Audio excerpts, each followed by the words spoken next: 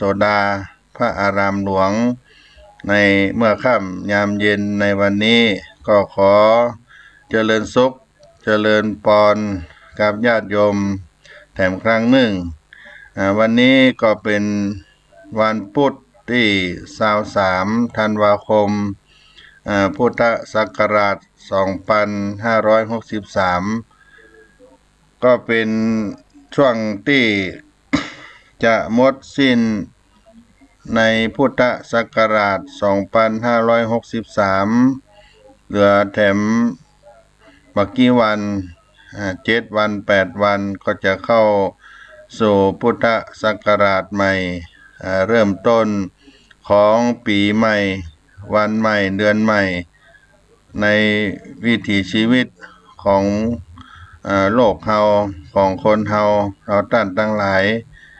แต่ว่าในปัจจุบันนี้สถานการณ์เหตุการณ์บ้านเมืองก็ได้มีผลกระทบจากโรคภัยไข้เจ็บในโรคโควิด19ก็เข้ามาเยือนแถมครั้งหนึ่งในรอบ2ในประเทศไทยในจังใหม่ของเฮาก็ดีหรือหลายๆจังหวัดที่ตามข่าวคราวสถานการณ์เปิ้นรายงานทุกวันได้รายงานให้เฮาท่านทั้งหลายได้รับทราบได้รู้ข่าวความเคลื่อนไหวโดยเฉพาะวันนี้ที่ศูนย์บริหารสถานการณ์แพร่ระบาดของโรคติดเชื้อไวรัสโควิดโคโรนา2019เนี่ยได้แถลงผู้ติดเชื้อโควิด19ในวันนี้ที่ไทยได้พบผู้ติดเชื้อรายใหม่เพิ่ม46รายยอดผู้ป่วยสะสม 5,762 รายไม่พบผู้เสียชีวิตเพิ่มรวมยอดผู้เสียชีวิต60รายในวันที่23ธันวาคม2563ที่นายแพทย์ทวีสินวิษณุโยธินโฆษกศูนย์บริหารสถานการณ์การแพร่ระบาดของโรคโควิดติดเชื้อไวรัสโคโรนา2019ได้แถลงสถานการณ์ในประเทศไทยได้พบผู้ติดเชื้ออยู่ในประเทศไทยและก็ผู้ที่เดินทางมาจากต่างประเทศอยู่ในสถานการณ์ที่ได้กักขังป้องกันที่รัฐได้จัดให้อยู่และก็ตั้ง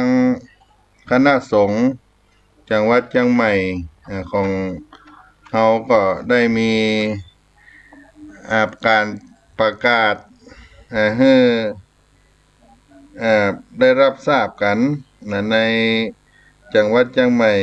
เพื่อได้ป้องกันโรคภัยในสถานการณ์ปัจจุบันโดยพระเดชพระคุณหลวงพ่อพระเทพปริยัติเจ้าคณะจังหวัดเชียงใหม่ได้มีประกาศของคณะสงฆ์จังหวัดเชียงใหม่เรื่องมาตรการเร่งด่วนในการเฝ้าระวังป้องกันและควบคุมโรคติดต่อเชื้อไวรัสโคโรนา2019หรือโควิด19ของคณะสงฆ์จังหวัดเชียงใหม่ด้วยสถานการณ์การแพร่ระบาดของโรคติดต่อเชื้อไวรัสโคโรนา2019หรือโควิด19ซึ่งเป็นโรคติดต่ออันตรายตามประกาศกระทรวงสาธารณสุขจากการติดตามสถานการณ์แพร่ระบาดของโรคไวรัสโคโรนา2019โควิด19ปรากฏว่าเริ่มพบผู้ป่วยรายใหม่เพิ่มขึ้นอย่างต่อเนื่องในหลายพื้นที่เพื่อวางมาตรการเร่งด่วนในการเฝ้าระวังป้องกันและควบคุมโรคติดต่อเชื้อไวรัสโคโรนา2019หรือโควิด19ภายในเขตวัด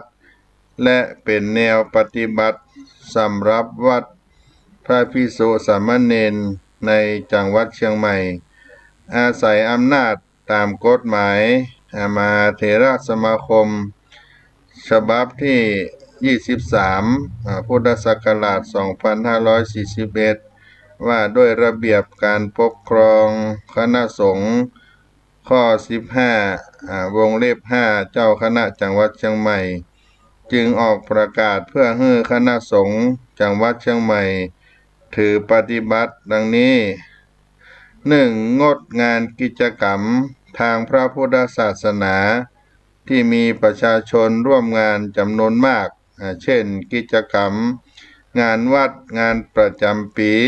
งานประเพณีต่างๆเป็นต้นไปจนกว่าจะมีการประกาศเป็นอย่างอื่น 2. งดกิจกรรมสวดมนต์ข้ามปี 3. ให้เจ้าอาวาสแจ้งพระภิกษุสามเณรภายในวัดงดเดินทางไปต่างจังหวัดหรือสถานที่ต่างๆที่สุ่มเสี่ยงต่อการติดโรคหากมีความจำเป็นต้องไปปฏิบัติศาสนกิจภายนอกจังหวัดหรือไปในที่สุ่มเสี่ยงเมื่อกลับมาเข้าวัดต้องปฏิบัติตามคำแนะนำของกระทรวงสาธารณสุขเฝ้าสังเกตอาการภายในกุฏินับเป็นเวลา 14 วัน 4. ขอให้พระภิกษุสามเณรตระหนักในการสวมหน้ากากอนามัยทุกครั้งที่ออกปฏิบัติศาสนกิจและปฏิบัติตามมาตรการป้องกันของกระทรวงสาธารณสุขอย่างเคร่งครัด 5. การจัดกิจกรรมภายในวัดเช่นทำบุญวันพระการบำเพ็ญกุศลอื่นๆให้เป็นไปตามมาตรการป้องกันกระทรวงสาธารณสุขอย่างเคร่งครัด 6. ให้พระสังฆาธิการทุกระดับเข้มงวดกวดขันในการกำกับติดตามสถานการณ์อย่างใกล้ชิดให้วัดทุกวัดดำเนินการเป็นไปตามประกาศนี้พร้อมทั้งรายงานผ่านเจ้าคณะผู้ปกครองตามลำดับเป็นระยะประกาศณวันที่ 23 ธันวาคม พุทธศักราช 2563 พระเทพปริยัติเจ้าคณะจังหวัดเชียงใหม่นี่ก็เป็นการประกาศของคณะสงฆ์ที่เป็นมาตรการการป้องกัน โรคโควิดในสถานการณ์ปัจจุบันนี้ก็จะได้ประพฤติปฏิบัติกันตามประกาศของคณะสงฆ์จังหวัดเชียงใหม่สืบไปนี่ก็เป็นข่าวการประกาศได้มีโอกาสได้แจ้งได้ประชาสัมพันธ์ให้กับพ่อแม่พี่น้องศรัทธาญาติโยมต่างหลายที่ได้รับฟังทางสถานีวิทยุก็ดีทางรายการธรรมะในสถานีของจังหวัดเชียงใหม่ของเฮาก็ขึ้น FM 104.50 เมกะเฮิรตซ์ในสถานีแห่งนี้ก็เป็นประโยชน์ครับพ่อแม่ศรัทธาสาธุชนทั้งหลายเป็นอย่างมากเช่นกันแล้วก็โรคโควิด -19 นั้นส่งผลต่อผู้คนในรูปแบบที่แตกต่างกันไปญาติโยมผู้ที่ติดเชื้อส่วนใหญ่ก็จะมีอาการเล็กน้อยถึงปานกลางแล้วก็หายจากโรคได้เองโดยที่บ่ต้องเข้ารักษาในโรงพยาบาลตามที่ได้มีความรู้ในเรื่องโควิด -19 ที่ได้มามอบมาปั่นให้กับญาติโยมว่าอาการทั่วไปของโรคก็คือมีไข้ไอแห้งอ่อนเพลียอาการที่พบบ่อยนักก็มีดังนี้ก็ปวดเนื้อปวดตัวเจ็บคอท้องเสียตาแดงปวดศีรษะสูญเสียความสามารถในการดมกลิ่นรับรสมีผื่นผิวหนังอยู่ด้านบนผิวหนังมีผื่นบนผิวหนังมี นิ้วมือนิ้วเท้าเปลี่ยนสีไปอันนี้เป็นอาการเบื้องต้นของโรคแล้วก็ป้องกันตนเองและรอบตัวด้วยการที่เราหาข้อมูลตามที่ข้อควรระวังที่เหมาะสมรวมถึงปฏิบัติตามคำแนะนำของหน่วยงานสาธารณสุขในพื้นที่ แล้วก็วิธีป้องกันการแพร่ระบาดของโรคโควิด-19 ก็ต้องมีการล้างมือบ่อยๆครั้งโดยใช้สบู่น้ำหรือเจลล้างมือที่มีส่วนผสมหลักเป็นแอลกอฮอล์รักษาระยะห่างที่ปลอดภัยจากผู้ที่ไอหรือจามสวมหน้ากากอนามัยหรือเว้นระยะห่างไม่ได้สัมผัสตาจมูกปากปิดจมูกปากด้วยข้อพับด้านในข้อศอกหรือกระดาษชำระเมื่อไอหรือจามเก็บตัวอยู่บ้านเมื่อรู้สึกว่าตัวเฮาบ่สบายหากมีไข้อาการไอหายใจลำบากก็ได้ไปพบแพทย์ได้ติดต่อล่วงหน้าเพื่อให้บริการด้านสุขภาพจะแนะนำให้ได้ไปหาหมอหาแพทย์เพื่อจะได้แนะนำให้ไปยังสถานพยาบาลที่ถูกต้องได้อย่างรวดเร็วซึ่งจะช่วยปกป้องตัวเฮารวมถึงป้องกันการแพร่กระจายของไวรัสและการติดเชื้ออื่นๆหน้ากากอนามัยก็ช่วยป้องกันไม่ให้ผู้ที่สวมแพร่กระจายไวรัสไปยังคนอื่นอย่างไรก็ตามหน้ากากอนามัยเพียงอย่างเดียวป้องกันเชื้อไวรัสโควิดก็บ่ได้จึงควรระวังระยะห่างและก็หมั่นทำความสะอาดของมือของเฮาด้วยและก็ถึงการปฏิบัติการแนะนำจากหน่วยงานสาธารณสุขในพื้นที่และก็การดูแลตัวเองหากว่ารู้สึกบ่สบายก็ควรพักผ่อนแล้วก็ดื่มน้ำนักรับประทานอาหารที่มีประโยชน์กักตัวเองในห้องแยกจากสมาชิกครอบครัวคนอื่นๆและก็ใช้ห้องน้ำแยกหากเป็นไปได้ก็ทำความสะอาดฆ่าเชื้อโรคบนผิวหรือที่สัมผัสเป็นประจำเมื่ออยู่ที่บ้านทุกคนก็ควรทำกิจวัตรประจำวันที่ดีต่อสุขภาพโดยการรับประทานอาหารที่มีประโยชน์นอนหลับให้เพียงพอออกกำลังกายเป็นประจำและก็ติดต่อคนที่รักคนที่เฮาคิดถึงก็ดีทางโทรศัพท์ทางอินเทอร์เน็ตละอ่อนเด็กๆต้องการความรักความเอาใจใส่เป็นพิเศษจากผู้ใหญ่ในช่วงที่ยากลำบากนี้กับโปรดใช้ชีวิตประจำวันรวมถึงรักษาตารางเวลาปกติที่เราจะทำได้ก็เป็นข้อมูลที่ได้มาฝากในการดูแลตัวเองและก็ถ้าหากความรู้สึกเศร้าตึงเครียดสับสนก็เป็นเรื่องปกติในช่วงวิกฤตการจากับคนที่ไว้ใจเพื่อนครอบครัวช่วยแก้ไขปัญหาเหล่านี้ได้แต่หากรู้สึกเป็นกังวลมากได้โปรดติดต่อพูดคุยกับบุคลากรทางการแพทย์หรือนักจิตวิทยาเพื่อเป็นที่ปรึกษาของตัวเฮานี่ก็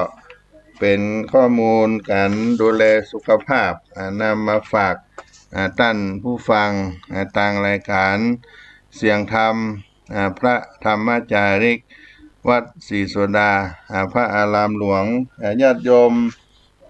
ได้จากกันไปในวันก่อนที่คณะพระธรรมจาริกของเฮาได้ไปประพฤติปฏิบัติในการปฏิบัติธรรมที่วัดพระธรรมจาริกห้วยห้าอำเภอแม่ลาน้อยจังหวัดแม่ฮ่องสอนซึ่งอาตมาภาพก็ได้เป็นตัวแทนของพระเดชพระคุณหลวงพ่อพระเทพโกศล ในนามของสำนักงานพระธรรมจาริกส่วนภูมิภาคก็ได้ไปร่วมกิจกรรมในพื้นที่ที่พระธรรมจาริกได้จัดกิจกรรมจัดงานในบนเขาบนดอยนั่นก็เป็นกิจกรรมที่เผยแพร่งานพระพุทธศาสนาเช่นเดียวกันในวันสุดท้ายของวันที่คณะสงฆ์พระธรรมจาริกได้ออกปริวาสกรรมก็มีศรัทธาญาติโยมได้มาร่วมทำบุญตักบาตรใส่บาตรกันประมาณ100 กว่าคนก็ถือว่านักพอสมควรในพื้นที่ที่ทุรกันดารที่มีหมู่บ้านพี่น้องเจ้าเขาเผ่ากะเหรี่ยงพี่น้องเผ่าลั่วแล้วก็เผ่าอื่นๆที่อยู่ใกล้เคียงก็มีคนพื้นลาบพี่น้องไทยใหญ่ได้มาร่วมแต่ทุกวันช่วงวันที่10ถึงวันที่20ธันวาคมนั้นก็มีญาติโยมได้มาอุปถัมภ์เรื่องภัตตาหารน้ำปานะสนับสนุนการประพฤติปฏิบัติธรรมของคณะสงฆ์ที่ได้เข้าปริวาสกรรมที่วัดพระธรรมจาริกวัดพระธรรมจาริกห้วยห้าที่อำเภอแม่ลาน้อยก็มีท่านอาจารย์สุภชัยประสานนาจิโตเป็นพระธรรมจาริกอยู่ประจำซึ่งก็มีคณะสงฆ์พระธรรมจาริกจังหวัดแม่ฮ่องสอนโดยมีหลวงพ่อพระครูยานสัมปยุตหรือว่าครูบาบุญปันเจ้าอาวาสวัดแม่ลาน้อยเป็นหัวหน้าสำนักงานพระธรรมจาริกจังหวัดแม่ฮ่องสอนแล้วก็เป็นพระธรรมจาริกรุ่นต้นๆท่านได้มาสมัครเป็นพระธรรมจาริกเมื่อปี2512-13-14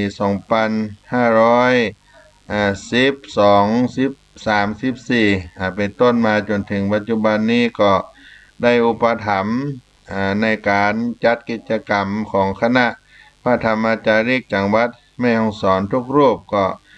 ได้มีความสมานสามัคคีได้มาร่วมกิจกรรมในการเข้าปริวาสกรรมเป็นอย่างดีก็มีคณะสงฆ์หลายจังหวัดหลายพื้นที่ที่มาร่วมและมาสัมผัสในพื้นที่งานของพระธรรมจาริกอย่างเช่นจังหวัดเลยจังหวัดนครราชสีมาจังหวัดลำพูนจังหวัดเชียงใหม่และก็อำเภอต่างๆที่เป็นพระธรรมจาริกมาร่วมจังหวัดสุโขทัยเพชรบูรณ์แล้วก็อำเภออมก๋อย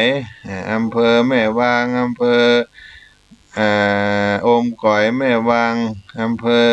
สำเมืองเหล่านี้เป็นต้นเพื่อนก็ได้มาร่วมกิจกรรมจำนวน53รูปญาติโยม53รูปซึ่งได้เข้าปฏิบัติที่วัดพระธรรมจาริกบ้านห้วยห้าตำบลห้วยห้อมอำเภอแม่ลาน้อยจังหวัดแม่ฮ่องสอนเหล่านี้ในการเข้าปฏิบัติที่ได้มามาจาให้ญาติโยมได้รับได้ทราบในกิจวัตรของพระเจ้าประสงค์ที่ได้ปฏิบัติสกรรมและก็ปฏิบัติสกรรมในพระพุทธศาสนาเถรวาทนั่นก็ถือเป็นการประพฤติพุทธานาวิธีของพระภิกษุต้องอาบัติสังฆาทิเศษแล้วปกปิดไว้หรือบ่ได้ปกปิดไว้ก็ตามเป็นบทลงโทษแก่ภิกษุที่ต้องการที่จะเปลื้องตนออกจากอาบัตินั้นจึงต้องอยู่ปริวาสเป็นพุทธานุญาตที่จะทรงให้พระสงฆ์จัดการกันเองภิกษุผู้ต้องอาบัติสังฆาทิเศษก็จะต้องเข้าไปหาสงฆ์ตั้งแต่4รูปขึ้นไปเพื่อแจ้งให้สงฆ์ทราบและขอปริวาสเป็นอันดับแรกจากนั้นจึงขอปริวาสมานัดกับสงฆ์ตั้งแต่4รูปขึ้นไป ส่วนขั้นตอนสุดท้ายก็คือการขออภานกับสงฆ์ตั้งแต่20รูปขึ้นไปปริวาสจัดเป็นกรรมเบื้องต้นมานัดอภานก็จึงเป็นกรรมที่เหลือนอกจากนั้นการเข้าอยู่ปริวาสกรรมในพระพุทธศาสนาในเถรวาทก็ยังเป็นบทบาททดสอบความตั้งใจจริงของผู้ที่จะเข้ามาบวชในพระพุทธศาสนาปริวาสกรรมในพระพุทธศาสนาเถรวาทก็จึงมีอยู่สองประเภทก็คือปริวาสกรรมของภิกษุมีปฏิจจสนนะปริวาสเป็นต้นและปริวาสกรรมของคฤหัสถ์ที่เรียกว่าทิฏฐิยปริวาสการเข้าอยู่ปริวาสกรรมในพุทธกาลมีขึ้นหลังจากที่พระพุทธองค์ได้ทรงบัญญัติอาบัติสังฆาทิเศษแก่ภิกษุแล้วภิกษุทั้งหลายในสมัยพุทธกาลต้องอาบัติสังฆาทิเศษในสิกขาบทต่างๆและก็มีการเข้าอยู่ปริวาสกรรมในสำนักสงฆ์มากขึ้นแต่ก็ยังประพฤติตนบ่เหมาะสมโดยประการต่างๆพระพุทธองค์จึงทรงบัญญัติปริวาสิกวัตร94ข้อโดยแบ่งออกเป็น8หมวดสำหรับภิกษุผู้อยู่ปริวาสกรรมได้ประพฤติการประพฤติวัดตลอดเวลาสร้างความลำบากให้แก่ภิกษุผู้อยู่ปริวาสกรรมเป็นอย่างมากเพราะพระพุทธองค์ยังทรงบัญญัติข้อปฏิบัติเพิ่มเติมแถมเช่นการเก็บวัดการสมาทานวัดเหล่านี้เป็นต้นการเข้าอยู่ปริวาสกรรมในพุทธกาลจึงมีอยู่4อย่างก็คือปฏิฉันนะปริวาสอปฏิฉันนะปริวาสสุทันตปริวาสสโมทานปริวาสทั้ง4ประการนี้และการเข้าอยู่ปริวาสกรรมของพระสงฆ์ไทยในปัจจุบันนั่นก็เป็นการชำระศีลในส่วนที่เป็นครุกาบัตที่พอแก้ไขได้ทำความบกพร่องของศีลให้มีความสมบูรณ์ขึ้นมีขั้นตอนและการเข้าอยู่ก็คือขั้นตอนและวิธีการเข้าอยู่ขั้นตอนและวิธีการเข้าอยู่ขั้นตอนและวิธีการหลังเข้าอยู่กิจกรรมการเข้าอยู่ปริวาสกรรมเช่นการฟังธรรมนั่งสมาธิเดินจงกรมบอกวัดเก็บวัดเป็นต้นซึ่งเป็นรูปแบบการปฏิบัติในแต่ละสำนักมีความแตกต่างกันโดยยึดถือตามธรรมเนียมในแต่ละท้องถิ่นตามรูปแบบของคณะครูบาอาจารย์ที่ได้นำปฏิบัติสืบกันมาเพราะว่าการเข้าอยู่ปริวาสจะมีรูปแบบปฏิบัติแตกต่างกันอย่างใดก็ตามก็มีวัตถุประสงค์ก็เพื่อที่จะคือความบริสุทธิ์แห่งศีลเพื่อความผ่องใสแห่งจิตของผู้เป็นพระภิกษุที่ได้อยู่ประพฤติในพรหมจรรย์ในพระพุทธศาสนาแล้วก็ในปัจจุบันนี้มีหลายสำนักที่มีจัดงานปริวาสกรรมแต่ละสำนักก็ยึดรูปแบบที่ตนเองเคยหันมาจนต้องมีการถกเถียงกันในเรื่องข้อวัดปฏิบัติหรือแม้แต่ตัวสังฆกรรมเองก็จึงยากที่จะหาข้อยุติได้และก็ที่สำคัญที่สุดก็คือการรักษาพุทธประสงค์ดั้งเดิมของพระพุทธองค์ที่ทรงบัญญัติให้ภิกษุที่ต้องอาบัติสังฆาทิเศษแล้วมีโอกาสที่จะทำตนให้บริสุทธิ์และก็สำรวมระวังต่อไปฝ่ายคณะสงฆ์ที่เป็นปกตตาภิกษุหรือพระอาจารย์กรรมที่จะต้องคอยสงเคราะห์เปื้อนพรหมจารีสังฆกรรมด้วยเมตตาธรรมเท่านั้นบ่ได้ใจเพื่อประโยชน์ผลประโยชน์อย่างอื่นใดทั้งสิ้นสมดังกรรมที่พระอัฏฐากถาจารย์ได้กล่าวว่าญาติตังนั้นย่อมเป็นอันว่าท่านแสดงเหตุแห่งความเจริญของบริษัทอย่างนี้ว่าการพูดแนะนำประโยชน์แก่กันและกัน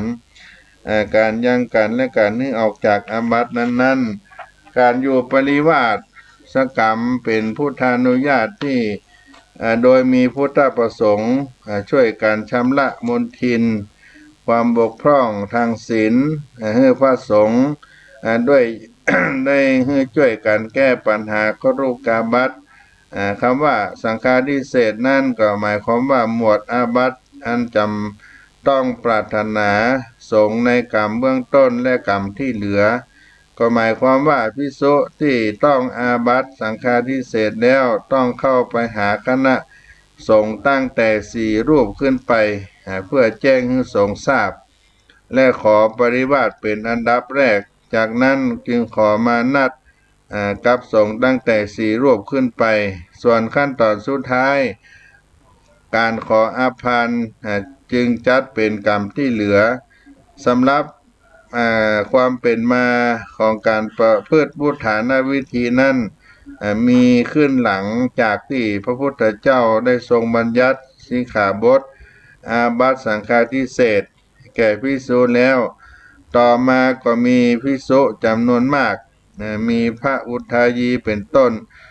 เป็นอาทิกัมมิกาคือเป็นผู้ต้องอาบัตินั้นเป็นคนแรกเมื่อพระพุทธองค์ทรงทราบก็ทรงประสงค์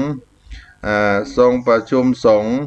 และกำหนดวิธีปฏิบัติต่างๆขึ้นไว้ดังที่ผากฏในบทสุดท้ายในสังฆาทิเศษว่าภิกษุต้องอาบัติสังฆาทิเศษบทใดสิกขาบทหนึ่งรู้แล้วรู้อยู่แต่ปกปิดไว้สิ้นวันมีประมาณเท่าใดภิกษุนั้นต้องอยู่ปริวาสกรรมด้วยความไม่ปรารถนาสิ้นวันมีประมาณเท่านั้นก็ตั้งแต่นั้นมาคณะสงฆ์ได้ให้ความสำคัญและเอื้อเฟื้อต่อสังฆกรรมประเภทนี้ด้วยดีตลอดมาเมื่อมีกรณีอาปัตตาที่ก่อนเกิดขึ้นดังมีตัวอย่างก็คือพระอุทายีต้องอาบัติสังฆาทิเศษชื่อสันเจตนิกาสุกวิวัต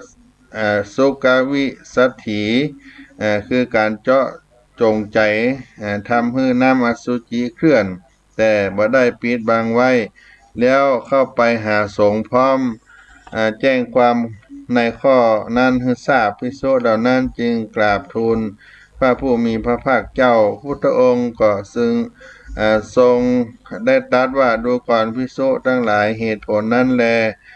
สงฆ์จงฮือมานัด6 ราตรีเพื่ออาบัติตัวหนึ่งชื่อสันเจตนิกาสุกวิสัตถิไม่ได้ปิดบังไว้แก่ภิกษุอุทายีหลังจากนั้นภิกษุทั้งหลายก็มีการต้องอาบัตินี้และขออยู่ปริวาสกรรมมากมายแต่ก็ยังประพฤติตัวที่บ่เหมาะสมโดยประการต่างๆมีการยินดีเมื่อมีผู้กราบไหว้เป็นต้นเมื่อความทราบถึงพระองค์ก็ทรงติเตียนพร้อมทั้ง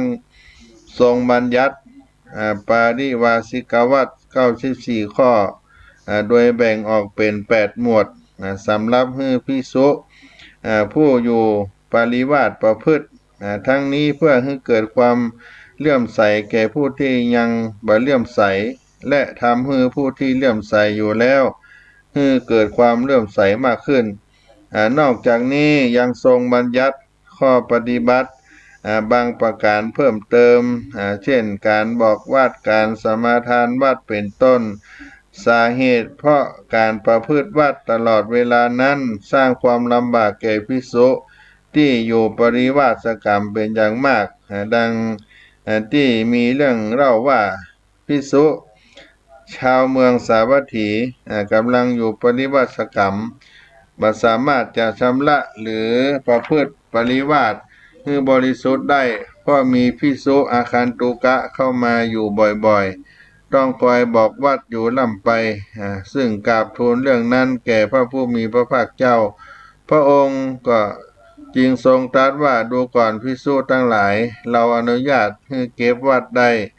อาศัยข้อที่ทรงอนุญาตนั้นคณะสงฆ์จึงจัดงานปริวาสกรรมเรื่อยมาจนถึงปัจจุบันนี้ส่วนความสำคัญของการอยู่ปริวาสกรรมนั้นก็ถือว่า มีมากเพราะเป็นกระบวนการที่จะทำให้หมดจดจากครุกาบัตตามที่กล่าวมาแล้ว เพราะขึ้นชื่อว่าอาบัติแม้แต่เพียงเล็กน้อยก็สามารถทำอันตรายต่อมรรคผลนิพพานได้ยกตัวอย่างเช่นพระภิกษุรูปหนึ่งในพระศาสนาของพระกัสสปะสัมมาสัมพุทธเจ้า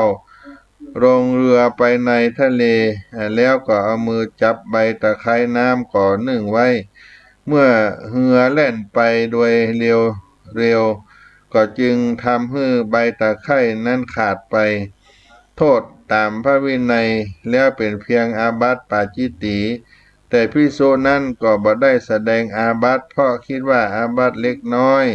แม้ว่าท่านจะบำเพ็ญสมณธรรมอยู่ตั้ง20,000 ปีก็บ่สามารถจะบรรลุธรรมได้เพราะจิตท่านเศร้าหมองเมื่อท่านละอัตภาพนั้นแล้วไปก็ไปเกิดเป็นพญานาคชื่อเอรากาปัสดังนั้นด้วยความสำคัญของการอยู่ปริวาสกรรมก็จะได้สะท้อนให้หันถึงการประพฤติวัดตามหลักคำสอนของพระพุทธศาสนาที่คณะสงฆ์เฮาได้ประพฤติวัดปฏิบัติกันมาในปริวาสกรรมในเถรวาทก็ได้เป็นการประพฤติวุฒานวิธีของพระภิกษุผู้ต้องอาบัติสังฆาทิเศษแล้วปกปิดไว้หรือบ่ได้ปกปิดไว้ก็ตามก็เป็นบทลงโทษแก่ภิกษุผู้มาบวชในพระพุทธศาสนาที่จะต้องการเปื้องตนออกจากปฏิบัตินั้นจึงต้องอยู่ปริวาสกรรมเสียก่อน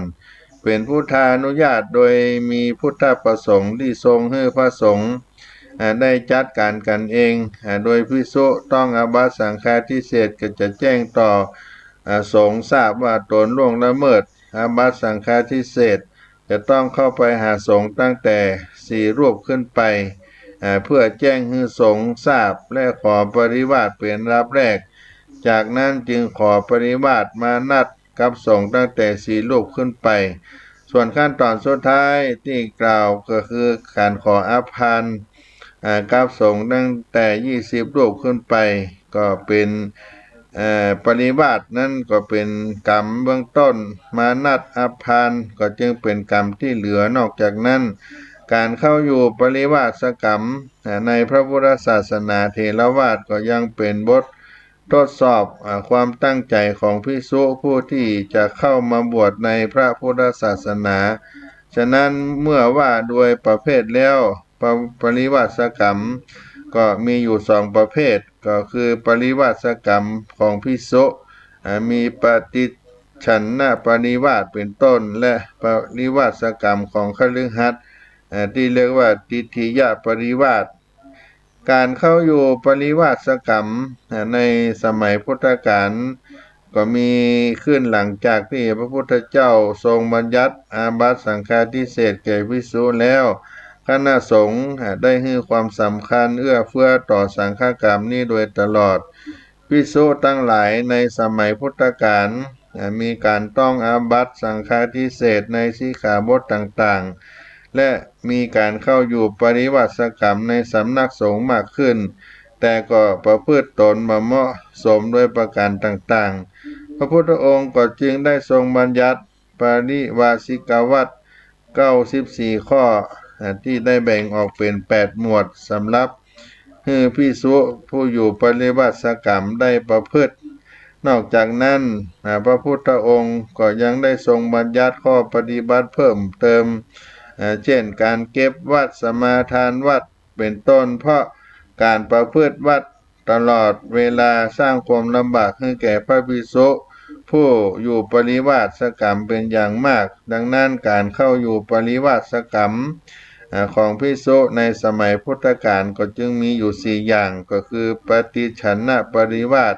อปฏิฉันนะปริวาสสุทันตะปริวาสสโมทานปริวาสการเข้าอยู่ปริวาสกรรมของพระเจ้าพระสงฆ์ก็เป็นการที่ได้ชำระศีลในส่วนที่เป็นคุรุกาบัตที่ ปอแก้ไขทำความบกพร่องของศีลให้มีความสมบูรณ์ขึ้นชำระมลทินสิ่งด่างพร้อยต่างทางจิตใจให้สิ้นไปเป็นการสร้างฮิริโอตตัปปะคือบาปกรรมให้หมดสิ้นให้แก่ภิกษุด้วยกันด้วยความผาสุกและก็เป็นการเผยแพร่คำสั่งสอนของพระพุทธเจ้าให้มั่นคงสืบไป การเข้าอยู่ปริวาสกรรมของคณะสงฆ์ไทยปัจจุบันแล้วก็มีขั้นตอนวิธีการเข้าอยู่คือขั้นตอนและวิธีการก่อนเข้าอยู่ขั้นตอนและวิธีคณะเข้าอยู่ขั้นตอนและวิธีหลังอยู่กิจกรรมเข้าอยู่ปริวาสกรรมเช่นการฟังธรรมสมาธิเดินจงกรมบอกวัดเก็บวัดเป็นต้นซึ่งรูปแบบการปฏิบัติแต่ละสำนักก็แตกต่างกันโดยยึดถือตามธรรมเนียมในแต่ละท้องถิ่นตามรูปแบบของครูบาอาจารย์ที่ได้นำสืบกันมาบอกว่าการเข้าอยู่ปริวัติกรรมจะมีรูปแบบปฏิบัติแตกต่างกันอย่างใดก็มีวัตถุประสงค์ก็คือเพื่อความบริสุทธิ์แห่งศีลเพื่อความบริสุทธิ์ผ่องใสแห่งจิตของผู้ได้ประพฤติวัดปฏิบัติธรรมในพระพุทธศาสนานี่ก็ได้นำมามาจามาเล่าให้กับศรัทธาญาติโยมพ่อแม่พี่น้องได้รับฟังในการจัดกิจกรรมในคณะพระธรรมจาริกที่ได้ผ่านมาวันที่10ถึงวันที่20ธันวาคมที่อาตมาภาพได้เป็นตัวแทนของพระเดชพระคุณหลวงพ่อพระเทพโกศลได้เข้าไปร่วมกิจกรรมและให้กำลังใจในการปฏิบัติงานของคณะพระธรรมจาริกในส่วนญาติโยมทุกวันเปิ้นก็มาอุปถัมภ์มาใส่บาตรมาทำบุญถวายพระตาหารน้ำปานะการใส่บาตรญาติโยมใส่บาตรเป็นประโยชน์และก็มีคุณอันยิ่งของพี่น้องชาวพุทธเฮาความงดงามอย่างหนึ่งบอกว่าที่ไหนก็ตามญาติโยมก็เป็นที่ดึงดูดของคนต่างบ้านต่างเมืองต่างประเทศชาติก็ดีทำให้ทั่วโลกได้รู้จักกับประเทศไทยเรื่องการขนบธรรมเนียมประเพณีที่โดดเด่นโดยเฉพาะเรื่องการทำบุญตักบาตรในช่วงเทศกาลก็ดีหรือแม้แต่ตักบาตรเมื่อเจ้าภาพในที่เฮาได้หันที่ญาติโยมใส่บาตรกับพระเจ้าพระสงฆ์นั่นก็เป็นเสน่ห์ที่ตึงตาให้กับผู้พบผู้หันที่เฮาได้มาใส่บาตรประโยชน์ในการใส่บาตรในตอนเจ้าก็ดีก็มีประโยชน์กันมากมายหลายประการแต่จะมีกี่คนที่จะรับรู้ว่านอกจากจะดีในจิตในใจของเฮาแล้วก็ยังประโยชน์มากกว่าที่เฮาได้คิดได้หันไว้ว่าส่วนจะมีประโยชน์เรื่องอย่างใดก็จะได้นำมามาจ่ายให้กับญาติโยมว่าประการที่1นั้นการใส่บาตรทุกวันย่อมได้รับอานิสงส์อยู่5ประการ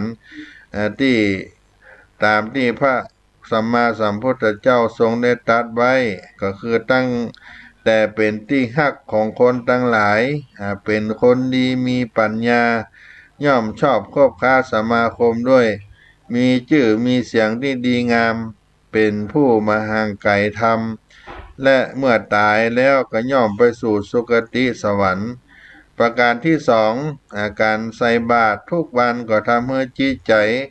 ก็อยู่กับความดีเป็นการฝึกจิตให้คลุกเข้าอยู่กับกุศลซึ่งเป็นทางแห่งความเจริญที่พระสัมมาสัมพุทธเจ้าทรงได้ตรัสรับรองว่าผู้ฝึกจิตดีผู้ที่ฝึกจิตดีแล้วย่อมนำสุขมาให้เพราะเมื่อตื่นขึ้นมาสิ่งแรกที่จะนึกถึง จะหาอันใดจะมาใส่บาตรดีซึ่งจุดนี้ก็เรียกว่าเป็นสังฆานุสติเพราะนึกถึงพระสงฆ์และก็จาคานุสติก็เพราะนึกถึงสิ่งที่จะนำใส่บาตรพระถือเป็นบุญการเจริญพระกรรมฐานถึง2 กองด้วยกัน ประการที่3ก็เป็นการลดละความตนีทีเหนียวความบรรเทาความหันแก่ตัวสร้างใจให้เป็นสุขและสร้างสังคมให้ร่มเย็น ก็เพราะว่าเป็นเป้าหมายหลักของการให้ทานที่พระสัมมาสัมพุทธเจ้าที่ได้ตรัสไว้เพื่อกำจัดความตนีมุ่งสู่ความดีและความเสียสละในประการที่3เป็นการต่อบุญต่อลาภะให้กับตัวเองเพราะการใส่บาตรนั้นเป็นการเสริมตาหน้าบารมีโดยตรงเป็นการสร้างตางแห่งความมั่งคั่งร่ำรวยความคล่องตัวในโลกยิ่งทำทุกวันกุศลก็ยิ่งส่งผลอย่างต่อเนื่องจนสามารถหลีกพ้นความยากจนไปได้อย่างถาวรประการที่5เพื่อการอุทิศส่วนกุศลให้แก่บุคคลนั้นเป็นที่ฮักที่ได้ล่วงลับไปแล้วอันเป็นการแสดงความกตัญญูกตเวทิตาต่อผู้มีพระคุณประการที่6เป็นการรักษาขนบธรรมเนียมประเพณีและก็วัฒนธรรมอันดีงามของเฮาเอาไว้เพื่อความงดงามและก็มีเสน่ห์อันเป็นเอกลักษณ์ของชนชาติไทยเฮาประการที่7เป็นแบบอย่างต่อการสร้างความดีจากรุ่นสู่รุ่นเพื่อให้ลูกหลานที่มีแบบอย่างในการทำความดีสืบต่อไปเพราะถ้าคนเป็นพ่อเป็นแม่บ่ทำตัวเป็นตัวอย่างไว้ลูกหลานก็บ่มีตัวอย่างให้พ่อให้ก่อยต่อไปคนรุ่นใหม่ก็จะบ่ได้กล้าทำแล้ววัฒนธรรมที่ดีงามของเฮาก็จะสูญหายไปในที่สุดประการที่8เป็นการสืบต่ออายุพระพุทธศาสนาเพราะพระสงฆ์สามเณรก็ต้องอยู่ด้วยการบิณฑบาตเลี้ยงชีพถ้าบ่มีการที่ใส่บาตรคนบ่มาใส่ภัตตาหารใส่อาหารใส่บาตรบ่มีอาหารย่อมบ่อาจดำรงชีพอยู่ได้แล้วพระพุทธศาสนาก็จะสิ้นสุดลงในยุคปัจจุบันประการที่9อาการได้ใส่บาตรเป็นการสร้างความปรองดองให้กับชาวพุทธเป็นการยดวิกฤตความศรัทธาเพราะถ้าชาวพุทธทุกบ้านพร้อมเพรียงกันใส่บาตรก็จะเกิดพลังแห่งความสามัคคีขึ้นซึ่งพลังดังกล่าวนี้ก็จะช่วยให้สร้างสรรค์สังคมให้เกิดความสงบสุขดังที่พุทธเจ้าได้ตรัสว่าความสามัคคีของหมู่คณะก็ย่อมทำให้เกิดสุขทำให้ชาวพุทธเฮามีความเข้มแข็งและสามารถสร้างกรอบอันดีงามให้แก่ภิกษุสามเณรทั้งหลายบ่ให้ออกนอกลูกนอกทางในพระพุทธศาสนาได้นี่ก็เป็นคุณประโยชน์ในการที่เฮาได้มาใส่บาตรทำบุญในตอนเช้าก็ดีหรือว่าการทำบุญตักบาตรเหล่านี้เป็นต้นได้นำเอามาฝากพ่อแม่พี่น้องศรัทธาสาธุชนทั้งหลายในรายการเสียงธรรมพระธรรมจาริกช่วงนี้ก็ให้ได้รับฟังกีตาธรรมของคณะพระธรรมจาริกที่ได้ออกเผยแพร่งานพระศาสนาบนถิ่นทุรกันดารเป็นการพักช่วงแรกของรายการก่อนนอก